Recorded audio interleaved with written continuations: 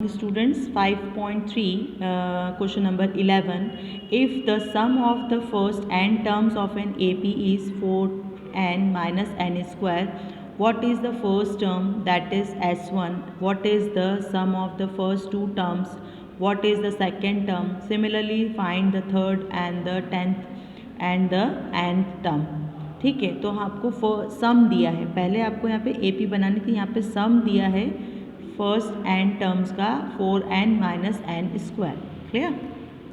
So we have S n is equals to 4n minus n square.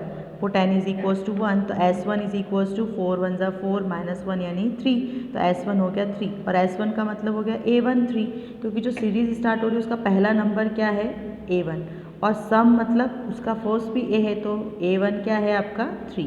अब S is n की place पे क्या put करेंगे 2, तो S कितना आया आपका 4, 2 इंटू 2 माइनस 4 2 स्क्वायर, तो 4 2 ज़ा 8 माइनस 4 तो 4 यानी S2 कितना आ गया 4. अब फर्स्ट टू टर्म्स का सम आ रहा है 4, इसका मतलब है A1 प्लस A2 का सम क्या है 4 है. तो अगर आपको A2 निकालनी है तो आप क्या करोगे S2 में से S1 को माइनस.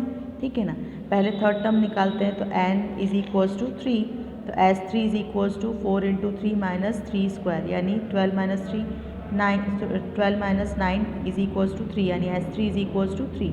अगर आपको सेकेंड टर्म निकालनी है A2, तो S2 माइनस S1 कर दिए, sum of second term minus sum of first term, तो 4 minus 3 1, A2 is equals to 1 आ गया. क्लियर? ऐसे अगर आपको A3 यानी थर्ड टर्म निकालनी है, तो sum of third term minus sum of second terms, 3 minus 4 यानी minus 1, so the third term is minus 1. हमसे पूछा था फर्स्ट टर्म क्या है, तो फर्स्ट टर्म क्या आई थी हमारी 3, फर्स्ट टर्म क्या आई थी 3. फिर पूछा था सेकेंड टर्म क्या है, सम ऑफ सेकेंड टर्म क्या है, तो सम ऑफ सेकेंड टर्म आया था आपका S2 यानी 4. फिर उससे पूछा गया है आपका सेकेंड टर्म क्या है, तो सेकेंड टर्म आई हमारी 1. ठीक है, उसके बाद आपसे पूछा गया थर्ड टर्म, तो थर्ड टर्म है minus 1. Put n is equals to 4 in equation first. Put n is equals to 4 in equation first, तो S4 यानी sum of fourth term is 4 into 4 minus 4 square यानी 16 into 16 minus 16 is equals to 0. So fourth term जो है वो S4 minus S3 यानी 0 minus 3 minus 3. अब हमको 9th और 10th टर्म निकालनी है, तो 10th टर्म निकालने के लिए हमको क्या करना पड़ेगा, S9 निकालना पड़ेगा. तो S9 के लिए आप n की प्लेस पे क्या पुट करेंगे 9, सो 4 9 ज़ा 36 माइनस 81 यानी 45 माइनस 45 यानी sum of 9th term is minus 45. And फिर सम ऑफ 10th टर्म भी निकालना है, तो 4 इंटू 10 माइनस तो माइनस 60. सो 10th टर्म की प्लेस पे क्या है A10 अगर आपको निकालना है, तो S10 माइनस S9 यानी माइनस 60 माइनस माइनस 45, तो माइनस 60 प्लस 45 यानी माइनस 15. ठीक है, सो हमारी 10th टर्म क्या है माइनस 15. ठीक है, thus the required AP is 3 1 minus 1 minus 3 and so on. Common difference क्या आ रहा है -2 1 माइनस 3. ठीक है, -1 माइनस 1 माइनस 2, तो कॉमन डिफरेंस क्या है -2. अब सारे क्वेश्चंस हो गए, अब हमको निकालना है nth टर्म यानी an is equals to a plus n minus 1 d यानी an is equals to 3 plus n minus 1 into minus 2, तो minus 2n minus minus plus 2 1 ज़ा 2, तो 3 प्लस 2 5 5 माइनस 2n यानी an is equals to 5 minus 2n. Clear? Next question number 12. Question number 12, find the sum of the first 40 positive integer divisible by 6. पहले 40 positive integer जो 6 से divide होते हैं, यानी आपको 6 का टेबल लिखना है. The number divisible by 6 are 6 12 18 4 24 and so on यानी a is equals to 6. Common difference भी 6 है. एन टर्म्स एन में क्या बोला था 40 पॉजिटिव यानी n इज इक्वल्स टू 40, तो सम निकालना है S n is equals to n upon 2a plus n minus 1t, तो S 40 is equals to 40 upon 2 into 6 plus 40 minus 1 into 6. Solve करना है, इसलिए ये क्वेश्चन आप लोग के लिए होमवर्क है. नेक्स्ट क्वेश्चन नंबर 13 और 14 भी आप लोग के लिए होमवर्क है. सेम जैसे हमने 12 को किया है वैसे ही आपको इसमें करना है. Find the sum of first 15 multiples of 8. 8 के मल्टीपल्स यानी 8 का टेबल, 15 यानी n इज इक्वल्स टू 15 जैसे यहाँ किया था. ठीक है, sum of the odd numbers between 0 to 50. अब 0 to 50 के बीच में कितने ऑड नंबर्स हैं, तो ऑड नंबर कौन कौन से होते हैं? 1, 3, 5, 7, 9, 11 एंड 49 इज़ द लास्ट। ठीक है, तो इससे आप क्या निकालेंगे? सम SN निकालना है। नंबर ऑफ टर्म्स जो हैं वो कितनी होंगी? तो AN आपको दे रखा है 49, A आपके पास हो गया 1, D आ जाएगा। तो सबसे पहले आप N निकालेंगे AN का फॉर्मूला लगा के, एंड देन उसके बाद क्या निकालेंगे? सम। ठीक है, फिर नेक्स्ट क्वेश्चन नंबर 15,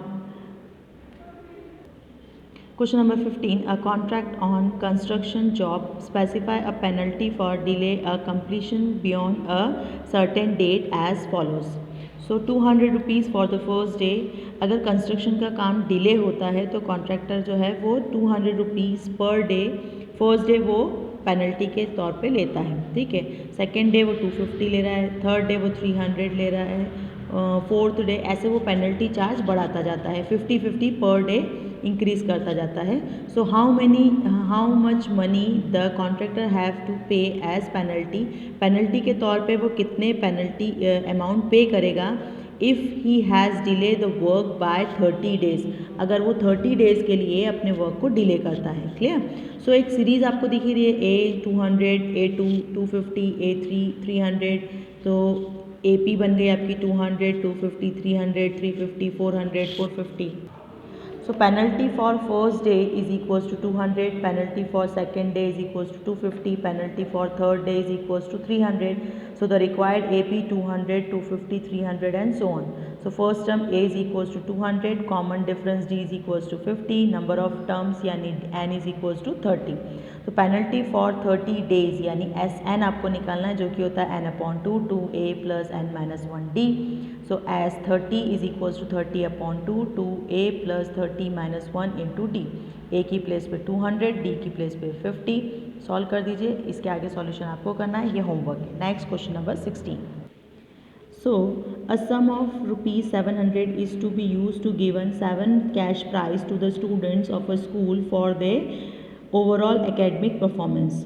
तो एक स्कूल ने 700 का टोटल अमाउंट है, बच्चों को प्राइज़ दिया है, 7 स्टूडेंट्स को कैश प्राइज़ दिया है। ठीक है, if each prize is 20 rupees less than its preceding price, जो पहले वाला प्राइज है मीन्स फर्स्ट वाला जो प्राइज़ है और सेकेंड वाले को 20 कम रुपीज़ दिए, मतलब फर्स्ट वाले को सपोज फर्स्ट वाले को 100 रुपीज़ दिए तो सेकेंड वाले को 80 रुपीज़, थर्ड वाले को 60 रुपीज़, ऐसे 20 लेस किया है। Find the value of each of the prize. ठीक है, so the solution, let the first prize is x, तो second prize is x - 20, third prize is x - 20, second था उसमें -20 यानी x - 40। So sum of total price जो sum है वो कितना है 700।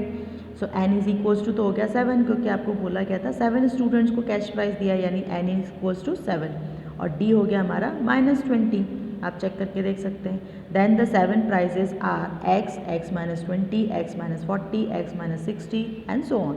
सो Sn is equals to N/2 2A + N-1D.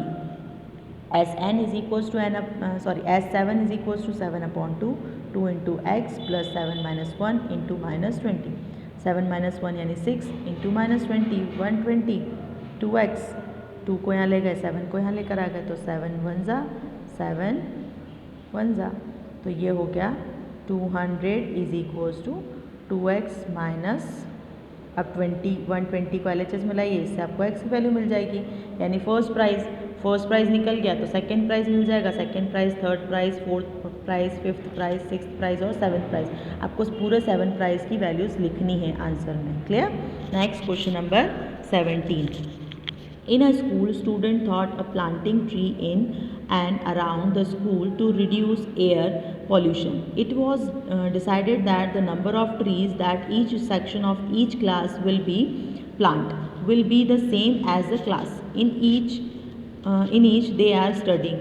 For example, a section of class first will plant 1 tree, a section of class 2 will plant 2 trees, so it till the 12th class. ठीक है, there are 3 sections of each class. How many trees will be planted by the students? तो एक school ने decide किया है कि वो क्या लगाएंगे, प्लांट लगाएंगे एयर पोल्यूशन को रिमूव करने के लिए।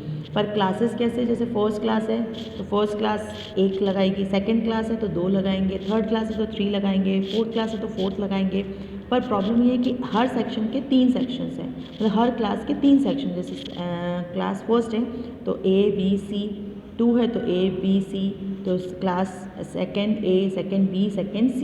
अब सेकेंड ने एक A ने 2 लगाया है तो B भी 2 लगाएगी, C भी 2 लगाएगी। इट मीन्स सेकेंड क्लास के कितने हो गए? 6, ठीक है ना। तो इस तरीके से हम सॉल्व करेंगे। So the tree planted by 3 sections for first class, तो 3 into 1 3 tree planted by 3 sections of second class, second class 2 लगाएगी और 3 सेक्शन है तो 3 into 2 6। ऐसे ही 3 sections for third class, 3 into 3 9।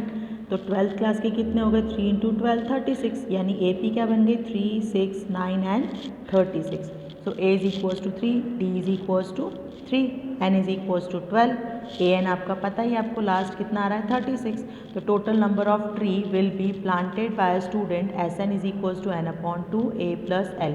तो 12 upon 2 3 plus 36, सो 6 2 1 जा 2 6 जा, ठीक है। तो 6 into 39 यानी 234, यानी 234 trees will be planted by students. तो टोटल कितने प्लांट लगेंगे? 234 ट्रीज टोटल स्कूल में प्लांट लगाए जाएंगे स्टूडेंट्स के द्वारा।